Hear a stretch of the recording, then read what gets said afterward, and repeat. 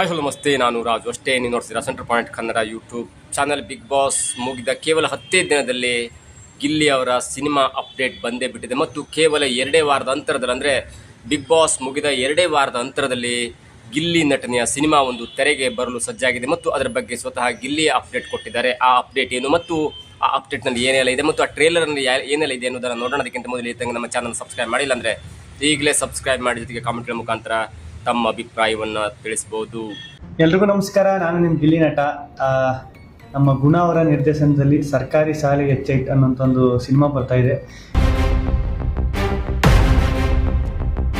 S ವೀಕ್ಷಕರೇ, ನೋಡಿದ್ರಲ್ಲ ಗಿಲ್ಲಿ ಕೊಟ್ಟಂತ ಅಪ್ಡೇಟ್ ನೋಡಿದ್ರಲ್ಲ. ಗಿಲ್ಲಿ ಇದೀಗ ದೊಡ್ಡ ಸ್ಟಾರ್ ಆಗಿ ಸ್ಟಾರ್ ಕ್ರೇಜ್ ಅಲ್ಲಿ ಮೆರೀತಾ ಇದ್ದಾರೆ. ಅಂದರೆ ಅದನ್ನು ಅವರು ಅನುಭವಿಸ್ಲಿಕ್ಕೆ ಆಗ್ತಿಲ್ಲ, ಆ ಲೆವೆಲ್ಗೆ ಅದು ಕ್ರೇಜ್ ಇದೆ. ಇದರ ಮಧ್ಯೆ ಇದೀಗ ಗಿಲ್ಲಿ ಡೈರೆಕ್ಷನ್ ಮಾಡ್ತಾರಾ ಅಥವಾ ಆ್ಯಕ್ಟಿಂಗ್ ಇರ್ತಾರೆ ಎನ್ನುವಂಥ ಎಲ್ಲ ಕುತೂಹಲ ಗೊಂದಲ ಎಲ್ಲವೂ ಇತ್ತು. ಆದರೆ ಇದರ ಮಧ್ಯೆ ಇದೀಗ ಗಿಲ್ಲಿ ಇವತ್ತು ಒಂದು ಅಪ್ಡೇಟ್ ಕೊಟ್ಟಿದ್ದಾರೆ. ಗಿಲ್ಲಿ ಅವರ ಒಂದು ಸಂದರ್ಭದಲ್ಲಿ ಕಾಮಿಡಿ ಕಿಲಾಡಿ ಮಾಡುವಾಗ ಅಥವಾ ಭರ್ಜರಿ ಬ್ಯಾಚಲರ್ಸ್ ಮಾಡುವಾಗ, ಜೋಡಿ ನಂಬರ್ ಮಾಡುವಾಗ ಎಲ್ಲ, ಅಂದರೆ TV ಶೋ ಮಾಡ್ತಾ ಇರುವಾಗ ಸಿಕ್ಕಂಥ ಸಿನಿಮಾದಲ್ಲಿ ಸಿಕ್ಕಂಥ ಆ ಬಿಡುವಿನಲ್ಲಿ ಒಂದು ಸಿನಿಮಾದಲ್ಲಿ ಪಾತ್ರವನ್ನು ಕೂಡ ಮಾಡಿರ್ತಾರೆ. ಅದೇ ಸರ್ಕಾರಿ ಶಾಲೆ HIT ಎನ್ನುವಂಥ ಒಂದು ಸಿನಿಮಾದಲ್ಲಿ ಪಾತ್ರ ಮಾಡ್ತಾರೆ. ಆ ನಿರ್ದೇಶಕ ನಿರ್ಮಾಪಕರು ಕೂಡ ಇದೀಗ ಕ್ರೇಜ್ ಇದೆಯಲ್ಲ, ಆ ಕ್ರೇಜ್ನ ನಡುವೆ ಸಿನಿಮಾ ರಿಲೀಸ್ ಮಾಡಿದರೆ ಒಳ್ಳೆಯದಾಗುತ್ತೆ ಅನ್ನೋಂಥ ಕಾರಣಕ್ಕಾಗಿ ಇದೇ ಕ್ರೇಜನ್ನು ಉಪಯೋಗಿಸ್ಕೊಂಡಿದ್ದೀವಿ. ಫೆಬ್ರವರಿ 6ಕ್ಕೆ ಸರ್ಕಾರಿ ಶಾಲೆ HIT ಎನ್ನುವಂಥ ಒಂದು ಸಸ್ಪೆನ್ಸ್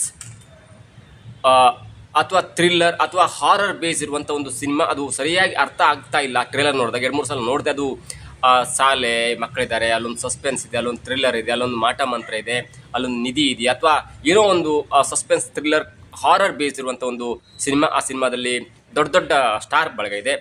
ಸುಚೇಂದ್ರ ಪ್ರಸಾದ್ ಇದ್ದಾರೆ, ಮುಖ್ಯವಾಗಿ ರಾಘವೇಂದ್ರ ರಾಜ್ಕುಮಾರ್ ಅವರು ಒಂದು ಭಕ್ತಿಯ ಪ್ರಧಾನ ಪಾತ್ರದಲ್ಲಿ ಮಾಡಿದ್ದಾರೆ ಮತ್ತು ಕಾಮಿಡಿ ಕಿಲಾಡಿಗಳಲ್ಲಿ ಮಾಡಿದಂಥ ಅನೇಕರು ಇದ್ದಾರೆ. ಅನೇಕ ಕಾಮಿಡಿ ಕಿಲಾಡಿಗಳು ಮಾಡಿದಂಥ ಒಬ್ಬ ನಟ ನಟಿಯರಿದ್ದಾರೆ. ಮುಖ್ಯವಾಗಿ ಗಿಲ್ಲಿ ನಟ ಸ್ವಲ್ಪ ಮಟ್ಟಿನ ಒಂದು ರಾ ಅಥವಾ ರಗಡ್ ಲುಕ್ನಲ್ಲಿ ಕಾಣಿಸ್ಕೊಂಡಿದ್ದಾರೆ. ಅವರ ಒಂದು ಇಲ್ಲಿ ತನಕ ಕಾಮಿಡಿ ನೋಡಬೇಕು, ಅಲ್ಲಿ ಒಂದು ಸ್ವಲ್ಪ ಸಿಗರೇಟ್ ಸೇದ್ಕೊಂಡು ಸ್ವಲ್ಪ ಒಬ್ಬ ಖಳನಾಯಕನ ಪಾತ್ರದಲ್ಲಿ ಅಥವಾ ಏನೋ ಒಂದು ಬೇರೆ ಥರದ ಪಾತ್ರದಲ್ಲಿ ಕಾಣಿಸ್ಕೊಂಡಿದ್ದಾರೆ. ಎಲ್ಲವೂ ಕೂಡ ಅಚ್ಚುಕಟ್ಟಾಗಿ ಬಂದಿದೆ. ಟ್ರೇಲರ್ ತುಂಬ ಚೆನ್ನಾಗಿದೆ, ಸಸ್ಪೆನ್ಸ್ ಇದೆ, ಥ್ರಿಲ್ಲರ್ ಇದೆ, ಕಾಮಿಡಿಗಿಂತ ಹಾರರ್ ಇದೆ.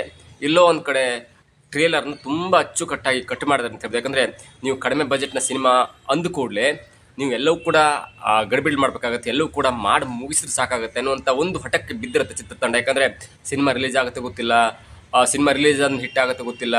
ಇಲ್ಲಿ ದೊಡ್ಡದಾದಂಥ ಟಾಪ್ 5 ಸ್ಟಾರ್ ಯಾರೂ ಇಲ್ಲ. ಅಂಥದ್ರಲ್ಲಿ ಬರುವ ಒಂದು ಕಲಾವಿದರನ್ನ ಇಟ್ಕೊಂಡು ಇಂಥ ಸಿನಿಮಾ ಮಾಡಿದ್ರೆ ಹಿಟ್ ಆಗುತ್ತೆ, ಏನೋ ಒಂದು ಖುಷಿ ಸ್ಟಾರ್ಟ್ ಮಾಡ್ತಾ ಇದ್ರೆ ಮಾಡಿ ಮುಗಿಸಿದ್ರೆ ಸಾಕಾಗುತ್ತೆ ಅನ್ನುವಂಥ ಒಂದು ಅವರಲ್ಲಿ ಭಾವನೆ ಇರುತ್ತೆ.